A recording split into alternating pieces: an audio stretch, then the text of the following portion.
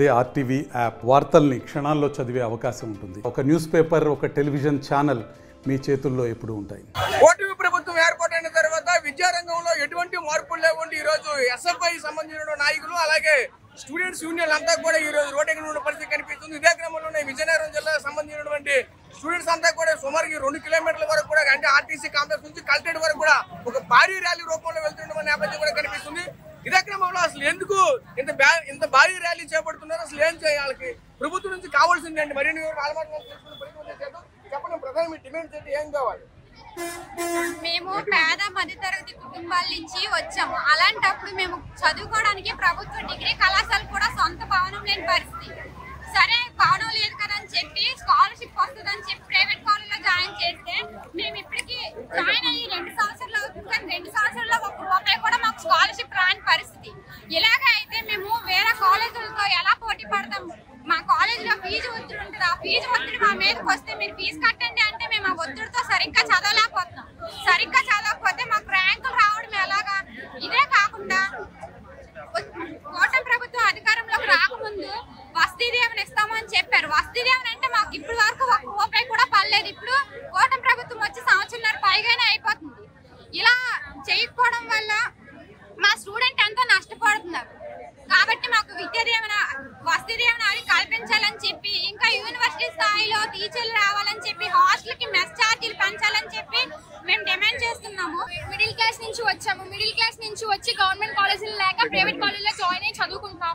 మాకు విద్యా దీవెన వేస్తానని చెప్పి ఇప్పటి వరకు వేయలేదు. ఇప్పటికీ 2 ఇయర్స్ అయింది.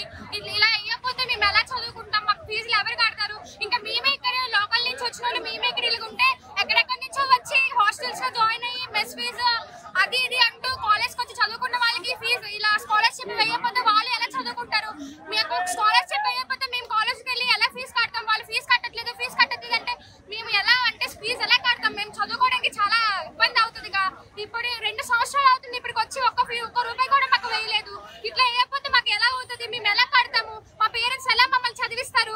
ఇలా వాళ్ళు వేస్తేనే కదా మాకు ఏదైనా ఉంటుంది. మేము చదవాలని మాకు ఇంట్రెస్ట్ వస్తుంది, ఏదైనా సాధించాలని మాకు అనుకోవడం వస్తుంది. వాళ్ళు ఇలా వేయకుండా ఇలా వేస్తామని చెప్పి వేయకుండా ఎన్ని రోజులు ఉంచితే మేము ఎలా చదువుకుంటాం? అందుకే మాకు స్కాలర్షిప్ పడాలి. అందుకే ఈ ర్యాలీ అనేది జరుగుతుంది. ప్రభుత్వ హామీలు ఏవైతే ఇచ్చారో అవి ఏవి కూడా సరిగ్గా ఇదవ్వడం లేదు. మెయిన్ మా స్టూడెంట్స్ వచ్చేసరికి నేను డిగ్రీకి వచ్చి ఫైనల్ ఇయర్ అవుతుంది. మాకు గత 2 సంవత్సరాలుగా కూడా వసతి దీవెన, విద్యా దీవెన ఇటువంటి విద్యా దీవెన అనేది ఏమాత్రం కూడా ₹1 కూడా పడని పరిస్థితి. సో ఈ విధంగా అంటే ఏదో ఒక ఊపు అంటే మేము చదువుకోవాలి. గవర్నమెంట్ డిగ్రీ కాలేజ్ అవ్వచ్చు, ఫీజు రీయింబర్స్మెంట్ వేస్తారనే ఉద్దేశంతో మేము జాయిన్ అయిన ప్రభుత్వ కళాశాల అదే ప్రైవేట్ డిగ్రీ కాలేజ్ అవ్వచ్చు. ఈ రోజు ఆ ఫీజు రీయింబర్స్మెంట్ వేయనందువల్ల చాలా ఇబ్బంది అవడం, ఇంకా చాలా మంది మా ఫ్రెండ్స్ లో చదువు మానేసిన వాళ్ళు ఉన్నారు. ఈ విధంగా చదువులు చాలా మంది విద్యార్థులు చదువుకుంటున్నారు. సో ఈ విధంగా వేస్తాము అని చెప్పిన స్కాలర్షిప్ లో ప్రభుత్వం అధికారంలోకి వచ్చి 1.5 ఇయర్ అవుతుంది, దగ్గర 1 ఇయర్ అవుతుంది. అయినా కూడా మనకి ఎటువంటి స్కాలర్షిప్ అవ్వచ్చు, ఎటువంటి ఫీజు రీయింబర్స్మెంట్ లో రాని పరిస్థితి. దీనివల్ల చాలా ఇబ్బందిగా ఉంది. చాలా మంది స్టూడెంట్స్ చదువులు ఆగిపోతున్నాయి. ఇంకా చాలా మంది స్టూడెంట్స్ బయటికి రావడం లేదు. చాలా మంది పేరెంట్స్ చదివించలేమో అని చెప్పేస్తున్నారు. ప్రభుత్వం ఇచ్చిన హామీలు ఏవైతే ఉన్నాయో ఖచ్చితంగా వీటిని తక్షణమే అమలు చేయాలని, పెండింగ్ ఉన్న ఫీజు రీయింబర్స్మెంట్ బకాయిలు ఏవైతే ఉన్నాయో 6,400 కోట్లు ఇవేవైతే ఉన్నాయో వీటిని వెంటనే రిలీజ్ చేయాలని, ప్రతి ఒక్క స్టూడెంట్ చదువుకోవాలి. రేపటి విద్యార్థులే రేపటి తరానికి ఈనాటి విద్యార్థులే పౌరులు, భావి పౌరులు అని చెప్పి వాళ్ళు ఇచ్చిన మాటలు, వాళ్ళు చెప్పిన మాటలు నిలబెట్టుకోవాలని మేము కోరుకుంటున్నాము. ఖచ్చితంగా మా సహాయం ఈ విధంగా మా యొక్క ఏవైతే ఉన్నాయో తీర్చాలని ప్రభుత్వాన్ని మేము అడుగుతున్నాం. మీరు చెప్పండి, ఒక ఎస్ఎఫ్ఐ లీడర్లుగా అసలు ఏం చెప్తారు? రాష్ట్ర వ్యాప్తంగా కూడా ఎలా చూడాలి? ఈ రోజు ప్రభుత్వం అధికారంకి వచ్చి దాదాపు సంవత్సరం 3 నెలలు కావస్తా ఉంది. విద్యారంగ సంస్థ పరిష్కారం 100 రోజుల్లో చేస్తామనుకున్న ప్రభుత్వం ఇప్పుడు కూడాను వేల రీయింబర్స్మెంట్ బకాయిలు పెడుతూ ఉంది. అలాగే ఉన్నత విద్యకు సంబంధించి జీవో నెంబర్ 77 రద్దు కూడా చేయలేదు. మేమేమంటున్నామంటే ఈ రోజు పరిశ్రమ రావాలంటే పరిశ్రమకు మౌలిక సదుపాయాలు కల్పించడం కోసం భారీ ఎత్తున రాయితీలు కల్పిస్తూ ఉంది ఇదే ప్రభుత్వం.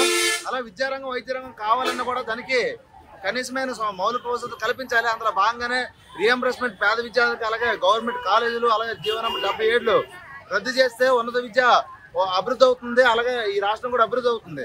కానీ ఇదేం పట్టకంటే అభివృద్ధి మాత్రం పడుతుంది. విద్యకు కావాల్సిన కనీసమైన నిధులు కూడా కేటాయించడం లేదు. గత ప్రభుత్వం, ఈ ప్రభుత్వం కలిపి 6,400 కోట్లు రీఎంబర్స్మెంట్ పక్కన పెడితే ఈరోజు విద్యారంగం ఎలా ముందుకెళ్తుందని చెప్పి ఎస్ఐగా ప్రశ్నిస్తా ఉన్నాం.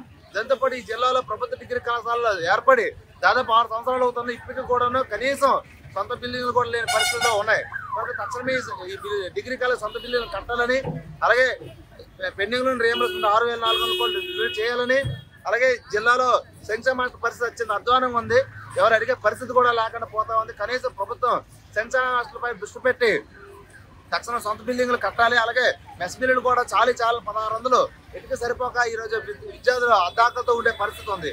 కనుక మెస్ బిల్స్ 3,000 రూపాయలకు పెంచాలని ఈరోజు మహిళలను ఉద్దేశించి ఫ్రీ బస్ పెట్టింది. చాలా మంది విద్యార్థులకు ఇది ఇబ్బందిగా మారుతుంది. కనుక కొన్ని స్పెషల్ బస్సులు వేసి విద్యార్థులందరూ కూడా ఫ్రీ బస్సు ఇవ్వాలని చెప్పి ప్రధానమైన డిమాండ్స్ జిల్లా కలెక్టరేట్ని చేస్తా ఉన్నాం. కనుక ప్రభుత్వం స్పందించి ఈ సంవత్సరాన్ని పరిష్కరించాలని చెప్పి పోతా ఉన్నాం. మీరు చెప్పండి. ఎస్ఎఫ్ఐ రాష్ట్ర వ్యాప్తంగా విద్యారంగ సమస్యల పరిష్కారం కోసం చలో కలెక్టరేట్ అయితే నిర్వహిస్తుంది. మేము పెడుతున్న డిమాండ్లు న్యాయమైన డిమాండ్లు, కానీ ప్రభుత్వం రాష్ట్ర వ్యాప్తంగా ఎక్కడికక్కడ విద్యార్థి నాయకుల్ని నిర్బంధించే ప్రయత్నం చేస్తుంది. దీనిలో భాగంగానే గతంలో తెచ్చిన సర్క్యులర్ 30/67/2025 చూపెడుతున్నారు. కానీ మీరు ఎన్ని నిర్బంధాలు పెట్టినా మా డిమాండ్లు న్యాయమైనవి. అందుకే వేల మంది విద్యార్థులు రోడ్ల మీదకి వచ్చి పోరాటం చేస్తున్నారు. గతంలో మీరు కూడా విద్యార్థి సంఘాల్లో పనిచేసే ఇప్పుడు రాజకీయ నాయకులుగా ఉన్నారు, ముఖ్యమంత్రులుగా ఉన్నారు, విద్యాశాఖ మంత్రులుగా ఉన్నారు. కాబట్టి మేమైతే న్యాయమైన డిమాండ్లు పెడుతున్నాము. మా పెండింగ్లో ఉన్న 6,400 కోట్ల స్కాలర్షిప్ తక్షణమే విడుదల చేయాలి. అలాగే పీజీ, మేము డిగ్రీ చదివి పీజీ ఈ జిల్లాలో చదవాలంటే ప్రైవేట్ పీజీ కాలేజీలు అన్ని మూతపడిన పరిస్థితి. ఎందుకంటే పీజీ విద్యార్థులకు స్కాలర్షిప్ లేవు. జీవో నెంబర్ 77 వైఎస్ జగన్ గారు తెచ్చారు. నేను అధికారంలో రాగానే రద్దు చేస్తాను, నారా లోకేష్ గారు పాదయాత్ర హామీ ఇచ్చారు. ఆ పాదయాత్ర ఏమైందని మేము ప్రశ్నిస్తూ ఉన్నాం. పాదయాత్రలో ఇచ్చిన హామీలు నిలబెట్టుకోవాలి. తక్షణమే జీవో నెంబర్ 77 రద్దు చేయాలి. ఇదే సందర్భంలో మహిళలకు ఉచితంగా బస్సు ఇస్తున్నారు. మరి ఈ విద్యార్థులు కూడా మహిళలే కదా, వీళ్ళకి ఉచిత బస్ పాసులు ఇవ్వాలి. విద్యార్థులందరికీ ఫ్రీగా బస్ పాసులు ఇవ్వాలని ఎస్ఎఫ్ఐగా డిమాండ్ చేస్తున్నాం. మా డిమాండ్ల పరిష్కారం కోసం ఈ కలెక్టరేట్ జరుగుతుంది. ఎన్ని నిర్బంధాలు ఎదురైనా ఈ ర్యాలీ కలెక్టరేట్ చేరుకుంటుంది. మా సమస్యల పరిష్కారం అయ్యేంత వరకు మేము పోరాడుతున్నాం. చూసాం కదా, ప్రధానంగా ఒకటే డిమాండ్ చేసిన పరిస్థితి కనిపిస్తుంది. రాష్ట్ర వ్యాప్తంగా ఉన్నటువంటి ఏదైతే 6,400 కోట్లకు పైగా ఏదైతే బిల్లులు ఏదైతే పెండింగ్ ఉన్నటువంటి విద్యా వ్యవస్థలో ఉన్న బిల్లులన్నీ కూడా రిలీజ్ చేయాలని చెప్పుకొస్తున్న నేపథ్యంలో కనిపిస్తుంది. ముఖ్యంగా చూసుకుంటే ఏదైతే ఫీజు రింబర్స్మెంట్, అలాగే రావాల్సినటువంటి విద్యా దీవెన, వసతి దీవెన సంబంధించినవి కూడా పూర్తిగా విద్యార్థుల అకౌంట్లో వాళ్ళ యొక్క తల్లిదండ్రుల అకౌంట్లో జమ చేయాలని చెప్పుకొస్తున్న నేపథ్యంలో కనిపిస్తుంది. లేని పక్షంలో అయితే మాత్రం మేమైతే ఇలాంటి ఉద్యమాలు అయితే ఉధృతం చేస్తామంటూ కూడా ఎస్ఎఫ్ఐ నాయకులు కూడా చెప్పుకొస్తున్న పరిస్థితి కనిపిస్తుంది. అదేవిధంగా ముఖ్యంగా చూసుకుంటే ఏదైతే ఉచిత బస్సు ప్రయాణంతో పాటు ఈరోజు ఉన్నటువంటి ఏదైతే ఈ మహిళలకి ఏదైతే ఉచిత బస్సు చేశారో వాళ్ళతో పాటు వీళ్ళకి కూడా ప్రత్యేకించి బస్సులు వేసి ఇక ఉన్నటువంటి స్టూడెంట్స్ కూడా సౌకర్యవంతమైన ప్రయాణం అయితే కల్పించాలంటూ కూడా డిమాండ్ చేస్తున్న పరిస్థితి కనిపిస్తుంది. ప్రస్తుతం తాజా పరిస్థితి. కెమెరా పర్సన్ నాయుడుతో రాజేష్, RTV, విజయనగరం. తెలుగులో న్యూస్ కి ఫాస్టెస్ట్ యాప్ ఇప్పుడు టోటల్లీ న్యూ అవతార్లో జస్ట్ 5 సెకండ్స్ లో కంప్లీట్ న్యూస్. సోషల్ మీడియాలో ట్రెండ్స్ కి one stop solution. Live TV app voice search option తో ఇప్పుడే డౌన్లోడ్ చేయండి లేదా అప్డేట్ అయిపోండి. యాప్ లింక్ డిస్క్రిప్షన్ లో ఉంది.